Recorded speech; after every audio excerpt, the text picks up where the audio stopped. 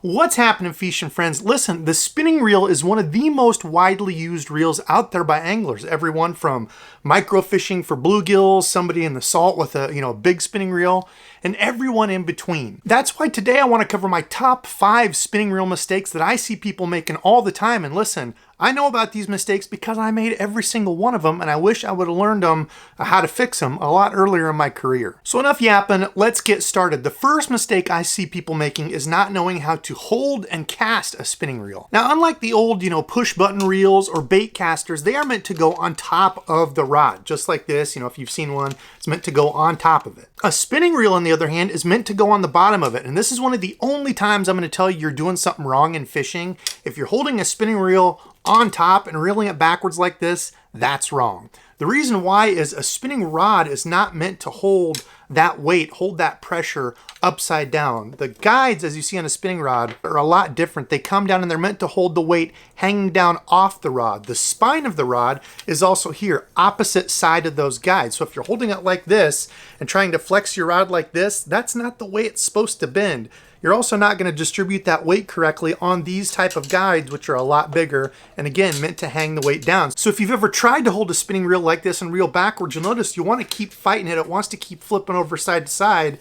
That's because the spine of this rod should be back here bending over. So you do want to hold your spinning rod on the bottom. Again, one of the only times I'm going to tell you this is the correct way to do it. A lot of stuff in fishing is personal preference, but I promise you you'll be a lot better off in the long run if you hold your spinning reel down. So now that you're holding your spinning rod correctly, how do you cast it? And listen, I have seen some people do some really funky stuff. Everything from holding the line with one hand and casting it out, almost like they're doing a fly fishing roping thing. I see a ton of people start out with 2 hands and then throw it and cast and hold just the back of it so they're here and go whoosh.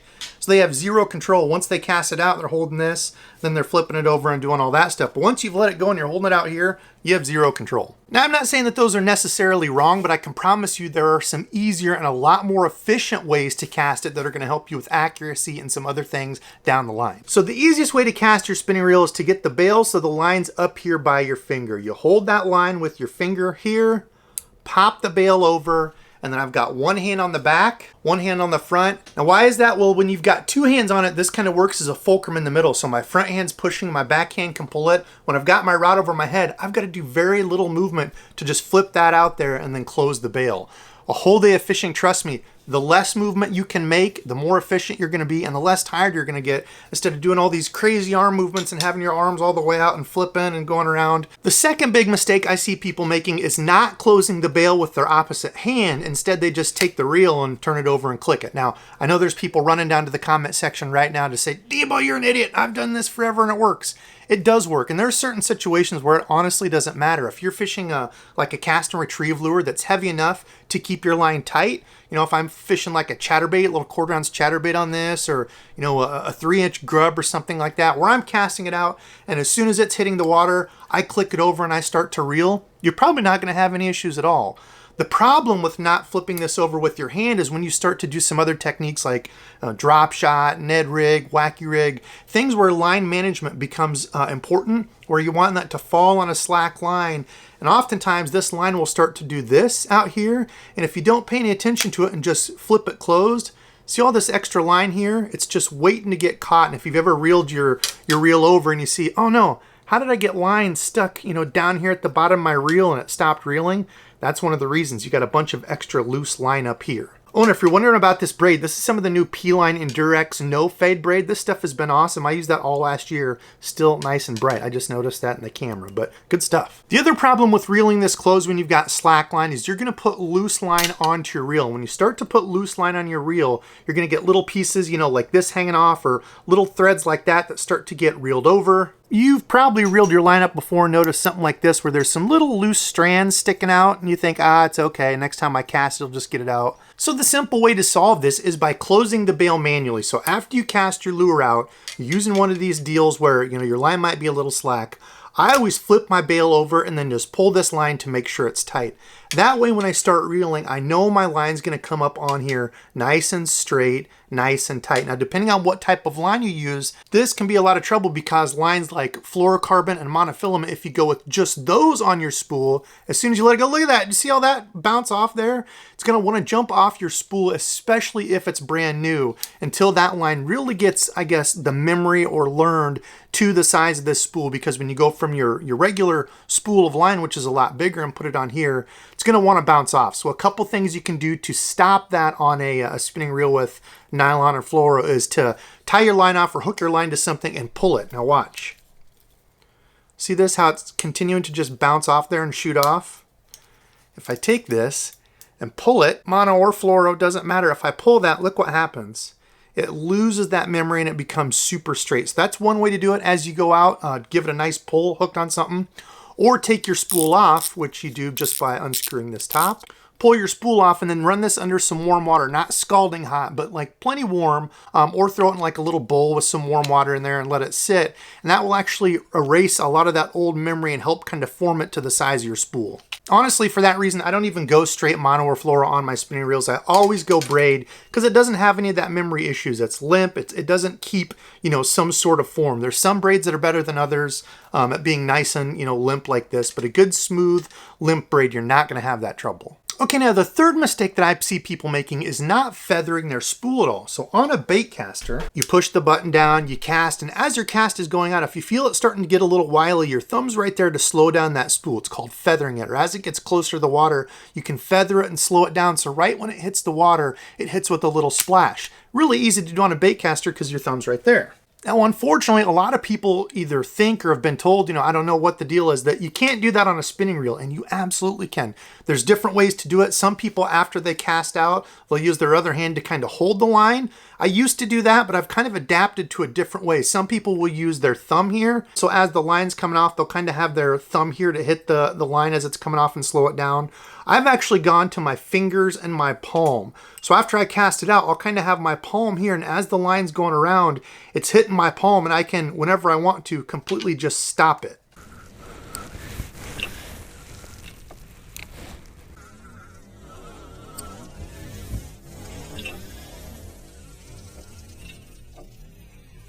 You notice how all three of these mistakes go hand in hand? If you just cast it and let it go, you can't feather the spool. You're not closing it, quickly with your hand to get to it. So if you're casting like this, keeping your hand here, getting ready to feather the spool, and then closing it with your hand, everything's here and ready. You're super efficient with it. I can be right here, cast, feather the spool, close it, and be ready to go. Instead of, switching hands, flipping over. It's just a lot easier process. Now, as you get better with this, you'll be amazed how much more accurate you can be with this, because listen, a spinning reel, sometimes, man, I'll flip something out there and it's going, right? Like it'll just be running off there. With my hand here, I can stop those bad casts. So something that might have just went into a tree if I was just casting it and holding it like this would go right into the tree. Then I'm trying to get it unstuck and all that. With my hand here and ready, I can slow that down. Even if it's still a bad cast, I can stop that before it hits. That way, I'm not up in a tree or stuck in a dock, whatever it is. I've got a lot more control. And again, with a lot of practice of that, you'll be amazed how much more accurate and how much more softer your cast can be. Instead of just throwing it up and hoping wherever it hits is good, I can really slow it down and control that line. Okay, mistake number 4 I see people making is not managing loose line, uneven line, those sorts of things early, because these are going to turn into wind knots. They're going to turn into extra loops coming off. Look at that. That one loose piece of line there. How far will this go? How many times have you had this happen where you're pulling line off and you're like, what the heck, how did that come out of there? And your regular line is still right here. Then you might think, okay, well, maybe the best thing to do is take this and start pulling line off.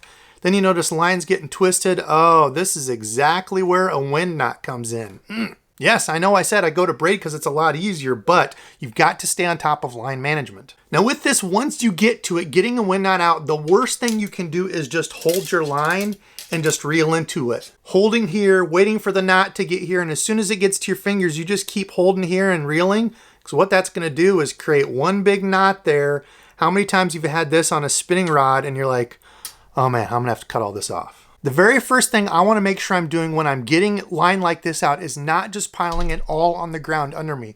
Same way I would do with a baitcaster if I get a backlash. If you're taking out line with a baitcaster because there's a backlash in there, you're pulling it out, don't let it all sit right down below you and pool up, because then when you get it out and you go to reel it back on again, you're going to wind up a nest just like this and you're going to be in trouble again. So as you're pulling this line off, trying to get this undone, try to lay it out and walk backwards. That's what I'll do with the backlash on a baitcaster. If I'm on the bank, I'll start pulling out that loose line and walking backwards so it lays flat. So when I reel it back up, it's all in a straight line. Now, if you're on a boat or in the kayak, make sure you're peeling that line out off and into the water. As the ripple of the water, the current is moving, it's going to take that line and keep it straight, as opposed to just pooling it at my feet, in the kayak or the boat, where again, it can get all balled up. So as I'm working this out, I want to stay loose. I don't ever want to pull any of these little knots. Any of this, I don't ever want to pull them tight and force it. So as I'm pulling these out and you're kind of looking through, it's going to be a game of loose line. So as bad as that looked here, you can see the first one starting to catch again. As soon as it starts to catch like this, don't keep pulling. Usually going to look at these bigger strands and try to figure out which way does this go. And the line that's going out toward my lure, that's what I'm going to use as reference, because I know that's coming out clean. This is really hard to show, but there we go. I loosened it up. Perfectly comes out. Got the other big one out. We come to this. There's a little knot there. Okay, so if I were to just keep pulling on this, maybe it comes out, maybe it doesn't. But again, this is my line going out to my lure, so I'm going to use that as reference. Keep this as loose as I can and figure out, okay, which way does this knot go? Okay, it was really hard to see there, but there you can see the last part of it.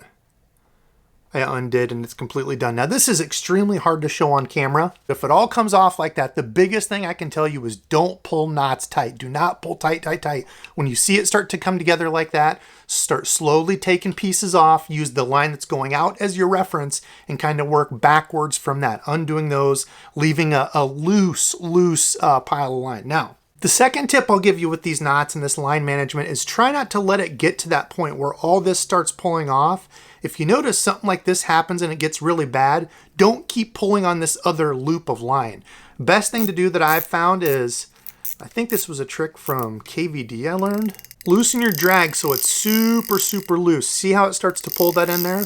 Loosen it up so it's way loose. There's like no power to pull this out. And if you keep going real light, eventually you get back to that line. See how it just keeps coming off? Eventually you get back to that line like that and you're completely fixed. So if you get a whole nother strand coming off, don't just keep ripping that out trying to get down to the bottom of it. Stop, loosen your drag way down and just start slowly pulling that line out. Again, as you're walking, not putting this in a pile, because if you just leave it and you start pulling this up, there's a good chance you might get something twisting up like this or caught. Okay, the fifth and final mistake I see people making is not setting their drag properly. Some people will have their drag all the way loose all the time. So when they set the hook, stuff starts coming out like this. Even when they're fighting the fish, drag's getting pulled out and they're reeling against it and it's still pulling out drag while they're reeling it in. Okay, one thing you never ever want to do is reel against drag. So if a fish is pulling drag on you, let it go. Get to a point where you think, it's not going to break the line, where I think it's starting to tire out, and start slowly tightening up that drag to where it's, just coming out a little bit and fighting where you can reel into it. If a fish is pulling stuff like this, you don't want to reel against that because you're going to get crazy line twists in there. So that's the first thing. Never reel against drag that's coming out. Now, there's not a one-size-fits-all for drag, and a lot of this is personal preference. If I'm using something real light, I tend to go a little bit lighter on my drag. If I've got a heavier setup, medium heavy, or if you use heavier something, you can afford to go a little bit heavier with that with heavier line. The other thing you have to take into consideration is the size of the hook. How thick of a hook are you using? Are you using a little tiny wire hook that could bend out easy? Or do you have a stiffer hook? You're throwing like a swim jig or something on a medium heavy rod that's got a stout hook. Don't have to worry about bending that hook out as much. So for me, most of my finesse stuff I do is on a spinning reel. So 10-pound braid to, for example, here I have an 8-pound fluorocarbon leader. So when I set mine, I set it to where it's just tight enough, and you'll kind of get used to this pulling it off with your hands, just tight enough where it's got a good resistance to it when you pull. I know that doesn't make any sense, right? But you can test this when you start to catch fish. So as I've got my drag set where I think I need to, when I set the hook on that fish, I want just a little bit of drag to come out, a little bit of drag to give.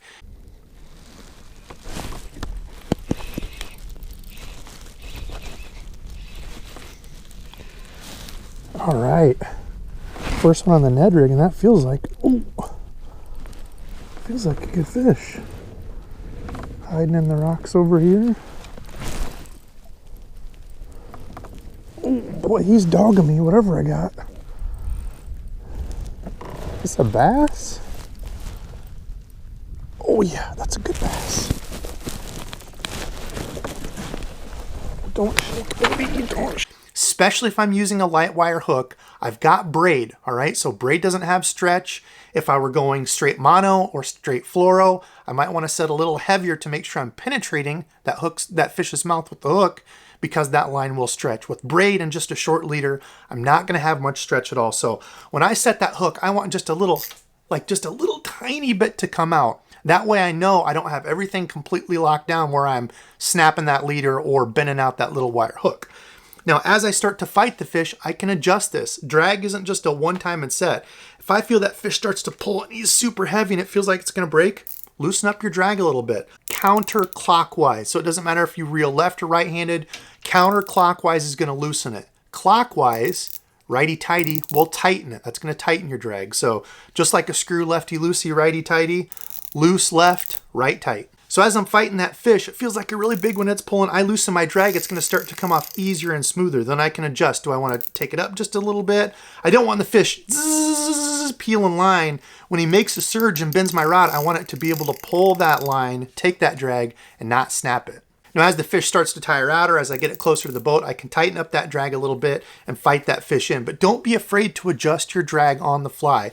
Again, I don't want it so tight with a light setup like this that I set it and there's absolutely no drag at all and that fish is fighting and my rod's bending to the 10th degree and it's right on the hairline of breaking the whole time. But I also don't want it so loose that, like this, when I set it, it just rips all that out and I don't get any sort of hook penetration because it's too loose. So those are the two things you're kind of, weighing. Am I getting the hook penetration into it? And am I going so tight that it's just going to break the line? All right, fishing friends, so those are the top 5 mistakes I see folks making with spinning reels. I love a spinning reel. I still keep it for my finesse stuff. If it's a spinning bite, doesn't matter. There's some people that don't even use them. I say you're missing out if you don't have at least 1 or 2 spinning combos on deck. Now, let me know below, have you made some of these mistakes? Again, I've made all these. It's stuff I've learned from fishing as a kid all the way up until now, things that I've learned from, and I'm still perfecting. I'm not perfect. I'll still get a win knot every once in a while. I'll still backlash a baitcaster once in a while. Those things happen. It's all part of the learning process. If you're not willing to make mistakes, you're not willing to fail, you're not willing to get better. So comment below and let me know, are there some that I'm missing? Have you made some of these? It's a good way to help out other people and know you're not alone, that if, hey, I used to cast like this with one hand out, but listen, Debo, I tried it, the way you showed. Yeah, it is a lot more efficient. And you might have to adapt your own way to it. A lot of these things are personal preference. So setting the drag you want that works for you, or, casting and having your hands close and feathering that spool away that works for you. Now, today's subscribed fishing friend is my guy, Midwest Bass in 88. Was just talking to him on Instagram. He moved from Florida up here to Iowa, so we've been chit-chatting. He said, man, sometimes the fish are hard to catch up here in Florida. I had a lot more places to fish. Man, that's the thing. Fishing is relative. There's not usually one right way to do it unless you're holding your spinning reel upside down. I'm sorry, it's wrong. Just fix it. There's usually not a right or wrong way to do it. You kind of have to adapt stuff. And that's what he said. I'm trying to relearn some of the things I did in Florida up here to Iowa. So remember that, oftentimes we see the highlight rolls on Instagram or these YouTube videos. Some YouTuber going out and catching their 5th double-digit bass of the day or whatever. Man, it's different for everybody. You might fish a lake that the biggest fish there is 2.5 pounds. That might be it. Or, you don't have a bunch of lakes you can go to. You can only go to one. So just keep that in mind when you see this stuff or when you see me out. I might show a video where I catch 15 fish and you think that's great, but that might have taken, a 9-10 hour grind of a day to get all that. So keep that in mind. The big thing is to get out there and have fun. Love y'all. Thanks for watching. And until next time.